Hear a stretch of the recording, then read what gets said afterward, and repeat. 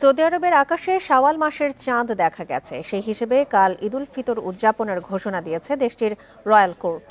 শনিবার এই তথ্য নিশ্চিত করেছে সৌদি গেজেট।